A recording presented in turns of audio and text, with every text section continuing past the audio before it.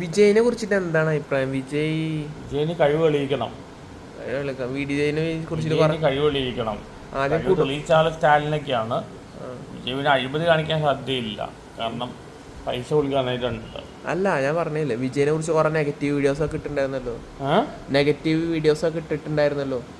വിജയുടെ personal life പറയേണ്ട ആവശ്യമില്ല. പറയുകയാണെങ്കിൽ വിജയം കാണിക്കുന്ന പോലെ നെടുത്തരമാണ്. വിജയായാലും തൃശ്ശയായാലും. കാരണം ഒരു ഫാമിലി ഉണ്ട്, ഒരു ഭാര്യ, 2 മക്കളുമുണ്ട്. മക്കളെല്ലാം എനിക്ക് എതിരാണ്. അയാലും നല്ല മനുഷ്യനായിട്ട് എനിക്ക് തോന്നിയത്. പക്ഷെ അയാലും ദൃശ്യം കാണിക്കുന്ന ഒരു നെടുത്തരമാണ്. Charity begins at home. വീട്ടിൽ സ്വന്തം കുടുംബം നോക്കാതെ നാട്ടുകാർ നോക്കാൻ പോയിട്ട് കാര്യമില്ല.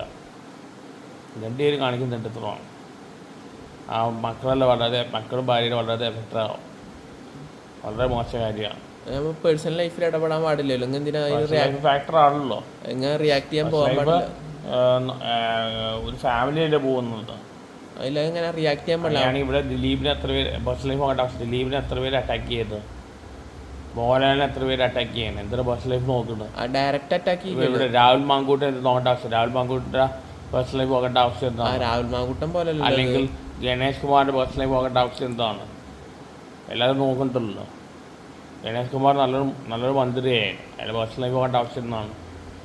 എന്തൊക്കെ വന്നാലും ചാരിറ്റി ബിഗിൻസ് അറ്റ് ഹോം പറയും. വീട്ടിലാണ്, കുടുംബമാണ് ആദ്യം നോക്കേണ്ടത്.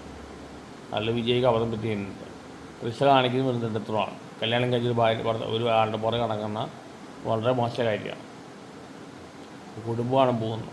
അതേപോലെയാണ് ദിലീപിൻ്റെ കുടുംബം പോയത്.